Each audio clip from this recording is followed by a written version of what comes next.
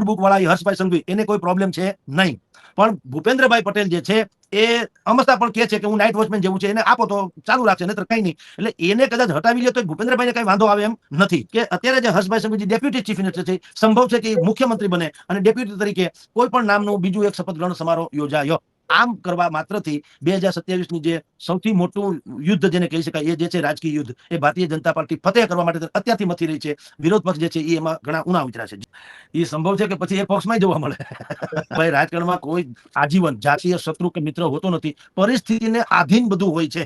કરીએ છીએ તમે જુઓ, વાત તો ખોડલધામમાં અનારબેન પટેલનું એક સંગઠનના વડા તરીકેની વાત છે, પણ આપણે એમાં કેટલો અભ્યાસ કર્યો તમે જુઓ. આ બધા જે ડોક્યુમેન્ટ હું બતાવું છું શું છે, એ બધા લાગતા વળતાને પૂછી કાઢવી અને ખરા અર્થમાં શું છે ટૂંકમાં આપણે લેસન કર્યું ને.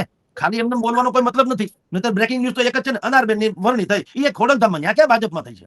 તો ખોડલધામમાં થાય ક્યાં ફરક પડતા? પણ નહીં, એના જે સૂચિતાર્થો છે એના માટે મેં આજે હોમવર્ક કર્યું તમારી જાણ ખાતર. એવું તમે જે કહો છો કે પ્રથમ હરોળમાં તમે જુઓ છે જેનીબેન ઠુંબર બેઠા છે, જસુમતીબેન કોરાટ બેઠા છે, અનારબેન બેઠા છે, આ બધા બેઠા તો છે, પણ શું કામ નહીં? છે ખોડલધામ સામાજિક ને ધાર્મિક સંગઠન, પણ સંભવ છે કાલ સવારે ઇધર ઉધર કઈ થાય તો દરેકની પાસે એક બારી રાખે ને. રાજકારણીઓ કોઈ દી એવું બાયણું બંધ ન કરે કે પ્રવેશી ન શકાય કે નીકળી ન શકાય. બારી રાખે બુદ્ધિપૂર્વકની, આવી શકાય જઈ શકાય.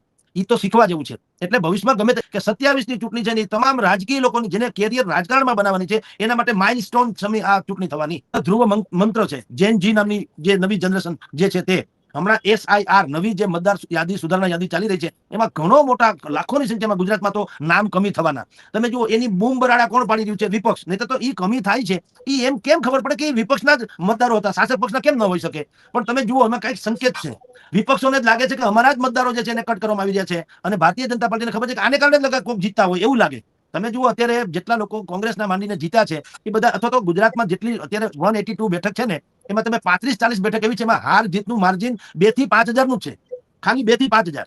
હવે SIR એ નવી જે આવી રહી છે એમાં તો મોટા ભાગની એવી ટાર્ગેટેડ છે, તો ટાર્ગેટેડ, પણ એમાં અમુક બેઠકો એવી છે જ્યાંથી 15,000 કે 20,000 નામ કમી કરવામાં આવી રહ્યા છે, જેની પાસે કોઈ આધાર નથી પોતાનો અહીંયા મતદાર હોવાનો. તો એ કમી થઈ જાય તો ઓબ્વિયસલી આપોઆપ જે છે બાકી વધે કોણ? કમિટેડ વોટર્સ હોય એ ભારતીય જનતા પાર્ટીના. એટલે ભારતીય જનતા પાર્ટીએ તમે જેમ કીધું તેમ કે યુવા મોરચાના અત્યારે આખા ભારતના ભાજપના જે રાષ્ટ્રીય અધ્યક્ષ છે યુવાન બનાવ્યા, તો એને પણ એના શપથ ગ્રહણ સમારોહમાં કીધું જ છે કે યુવાનોને, નરેન્દ્ર મોદીએ પણ કીધું એ મેરે બોસ હે, મેં હવે ઈ મારો હિસાબ લેશે, એવું એને કીધું. એ સંકેત શું આપ્યા કે હવે યુવાનોને અમારે ત્યાં વધારે એન્ટર કરવામાં આવશે એવું. તો અનારબેન યુવાન છે, એમાં કોઈ શંકા નથી. તો આવી રીતે યુવા જયેશભાઈ રાદડિયા યુવાન છે, ભવિષ્યમાં જે થવું થાય, પણ અત્યારે બે જે છે ભાથામાં તીર ભારતીય જનતા પાર્ટી તો યુવાન શું છે, અને એને ભારતીય જનતા પાર્ટીએ બુદ્ધિપૂર્વકની વ્યવસ્થા કરી છે. જવાન લોકો, યુવાન લોકો જે છે, ફ્રેશ જે છે, જેની સામે બહુ મોટા વિવાદો ન હોય એવા લોકોને પ્રમોટ કરવામાં આવી રહ્યા છે. અનારબેન ઇઝ વન ઓફ ધેમ. તો સ્વાભાવિક જ છે એવું હોઈ શકે કે જૈનજી જે છે એની ઉપર ભારતીય જનતા પાર્ટી વધુ મદાર રાખે, કારણ કે હવે બે પ્રકારની વ્યવસ્થા હવે છે ને, નાતી, જાતિ, વર્ગ, ધર્મ, કોમ, પ્રદેશ, આયાતી ભાયાતી એવો ડખો કાંઈ છે નહીં. બે જ લોકો છે જૈનજી, એટલે એક તો યુવાન અને બીજો વિકાસ. વિકાસની કોઈ જ્ઞાતિ નથી ને કોઈ જ્ઞાતિને વિકાસ વગર હાલે નહીં. એટલે હવે બે ટૂંકમાં પરફોર્મન્સ પૈમાના. હવે આ બધું ગોટો પિંડો નથી હાલતો. તમે કોઈને બીજી બધી જેટલી અત્યાર સુધી જે બિંબા ઢાળ ચૂંટણીની પ્રક્રિયા છે એમાં કોઈને રસ નથી.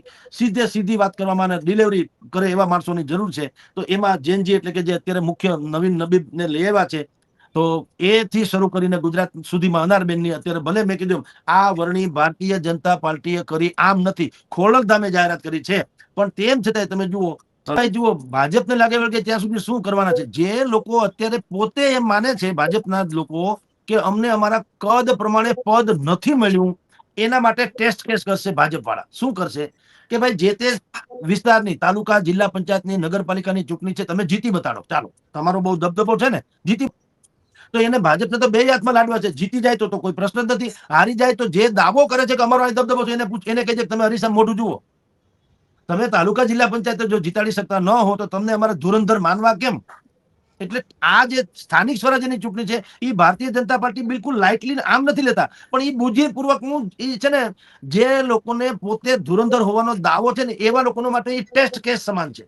આમાં જીત હારમાં બહુ કઈ ફરક નહીં પડતા, કારણ કે મેઇન તો 2027ની છે.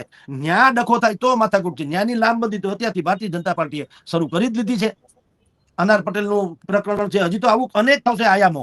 તમે જુઓ શહેરી વિસ્તારોમાં ભારતીય જનતા પાર્ટીનું દબદબો છે, તો મહાનગરપાલિકા મનપા જે 7, 8 થી 17 થઈ ગઈ ને, એ 17 કરી શહેરી વિસ્તારોમાં શું છે, ગામડામાં જે પ્રશ્નો છે, ખાતર નથી મળતું, બિયારણ નથી મળતું, પાક વીમો નથી મળતું, અતિવૃષ્ટિ કે એ બધાનું કઈ થતું નથી, એ બધા ગ્રામીણ પ્રશ્નો છે. શહેરમાં શું છે, રોડ રસ્તા, નળ ગટર, લાઇટ વગેરેની વાતો છે.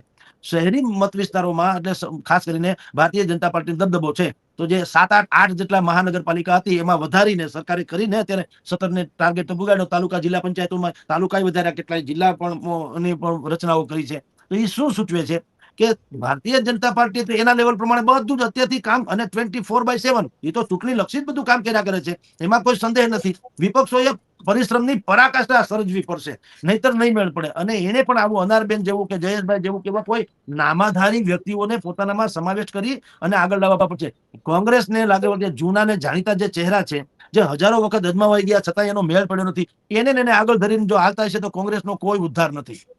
જૈનજી તમે જેમ આ ભાઈ નવીન નબીબને લઈ આવ્યા બિહારથી, તમે જુઓ ભારતીય જનતા પાર્ટી નહીતર કેટલાયના નામ ચાલતા હતા, નીતિન ગડકરીથી માંડીને યોગી આદિત્યનાથથી માંડીને અનેકના નામ ચાલતા હતા, બરાબર.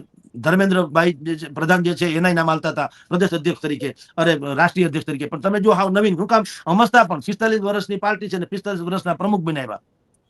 1980 ભાજપનો જન્મ થયો ને 1980 ભાઈનો જન્મ થયો, નવીનભાઈનો પણ. અને એવા નવીનને લઈ આવ્યા. નવીનભાઈ એને હું જૈનજી મેં કીધું ને, આખું ભારતીય જનતા પાર્ટીનું અત્યારે ધ્યાન જે છે યુવાનો ઉપર ફોકસ છે. પલોઠી વાળીને બેસતો નથી, ઈ પક્ષ છે એને તો પછી શાસન કરવાનો અધિકાર હોવો જોઈએ ને. કારણ કે આ તો મહેનત કરનારો છે ને. ઉદ્યમેન હિ સિદ્ધ્યંતિ કાર્યાણી ન મનોરથે હિ નહીં સુતસ્ય સિંહસ્ય પ્રવેશયંતિ મુખે મૃગા. કઈ હરણા સિંહના મોઢામાં ઉડી ન પડે, સિંહે શિકાર કરવા નીકળવું પડે ને. તો ઉદ્યમેન હિ સિદ્ધ્યંતિ કાર્યાણી, ભારતીય જનતા પાર્ટી પરિશ્રમની પરાકાષ્ઠા સર્જવામાં તો નરેન્દ્ર મોદી અનેક વખત કહે છે ને, આપણે બધા જાણીએ છીએ ને. સત્તામાં હોવા છતાંય તમે જુઓ પોલોઠી વાળીને ન બેસવું એટલે કે કેટલા કાર્યક્રમોની નકરી વણઝાર આખી ભારતીય જનતા પાર્ટી જે છે એ અત્યારે લાવી રહી છે અને કરી રહી છે. તો એના પાસેથી કોંગ્રેસ અને આમ આદમી પાર્ટીએ પણ શીખ તો લેવી જોઈએ કે સત્તામાં હોવા છતાં જો એ માણસ ટાઢે કોઠે બેસી રહેતા ન હોય તો આપણે પણ એનાથી પણ ડબલ ત્રબલ એવો પુરુષાર્થ કરવો પડે વિપક્ષોએ. કારણ કે તો જ એને સત્તામાં આવવું ઘટે. કારણ કે સામે લડાઈ તો ભારતીય જનતા પાર્ટી સાથે છે. અત્યારે તમે જુઓ તો 10 આંગળા ઘીમાં છે ભારતીય જનતા પાર્ટીના. વિપક્ષ નામે આમ કઈ છે નહીં ગુજરાતને લાગે વળગે ત્યાં સુધી, જેને મુખ્ય વિપક્ષ હોય કોંગ્રેસ. હવે તમે જુઓ અત્યારે ત્રીજી કક્ષામાં, હમણાં જ નવો સર્વે આવ્યો હતો ભારતીય જનતા પાર્ટી અને વોટ શેરની દ્રષ્ટિએ ભારતીય જનતા પાર્ટી પછી બીજો ક્રમે આવી ગઈ આમ આદમી પાર્ટી. કોંગ્રેસ તો થર્ડ વાલામાં કક્ષામાં વહી ગઈ છે. તો વિપક્ષ નામે કઈ છે નહીં. અત્યારે 5 બેઠક આમ આદમી પાર્ટી પાસે છે. ન કરે નારાયણ સ્થિતિ આવીને આવી રહે તો વાત કરું, 5 ની કદાચ 15 થાય હાલો, પણ એના કઈ સરકારને કઈ ફેર પડે નહીં. કાન ખજૂરાનો એક ટાંગો તૂટી તો કઈ લંગડો ન હાલે, એમાં શું ફેર પડે. અને બીજું રહી વાત વિધાનસભાના ધારાસભ્યોને આન તેને, તો આપણે બધા જાણીએ છીએ કે 156 જીતા તો 162 કેમ થઈ ગયા. તો એમ ભવિષ્યમાં થઈ શકે ને. ઘણાના હૃદય પરિવર્તન થઈ જાય સત્તાના પરિણામો આવ્યા પછીથી. એટલે ભારતીય જનતા પાર્ટીને બધી 10 આંગળા ઘીમાં હોવા છતાં, અને અત્યારે તમે જુઓ એક ચીફ મિનિસ્ટર જે છે ભૂપેન્દ્રભાઈ પટેલ એક મોભી તરીકે ચાલે છે. એને કઈ વળગણ નથી, એને કયો કાલ ઉતરી જાવ તો એને કઈ અફસોસ નથી, એને કે ચાલુ રાખો તો એને કઈ ઉમંગ નથી. એ તો ટેસ્ટ ચિત્ત પ્રજ્ઞ શેકા ભાષા સમાધિ એકદમ સ્થિર બુદ્ધિથી ચાલ્યા જાય છે. સૌથી સુપર ડુપર કે જેનું અત્યારે બોલબાલા ચાલે છે તો હર્ષભાઈ સંઘવીની છે, અને એ ફૂલ ફોર્મમાં ચાલે છે. અત્યારે વિદેશમાં ગયા છે રોકાણકારોને આકર્ષવા માટે થઈને, અને દુનિયા આખી ગમે એમ કે અંગ્રેજીમાં ભાષણ કરીને છાકો તો પાડી દીધો, એમાં કોઈ શંકા નથી. તો એ એક્ટિવ મોડ ઉપર છે. મારું કહેવાનું આશય એ છે કોંગ્રેસ અને આમ આદમી પાર્ટીએ આમાંથી એક થોડુંક શીખ લેવી જોઈએ કે આટલી પ્રચંડ બહુમતી અને વિપક્ષના નામે બહુ કઈ નથી, તેમ છતાં ભારતીય જનતા પાર્ટી મરણિયા પ્રયાસો હોય એવી રીતે એક્ટિવ એનામાં દેખાય છે. તો સામે પક્ષે આવું થવું જોઈએ ને. અને એ એક્ટિવનેસની જ એક નવી ઓલામાં તમને કહું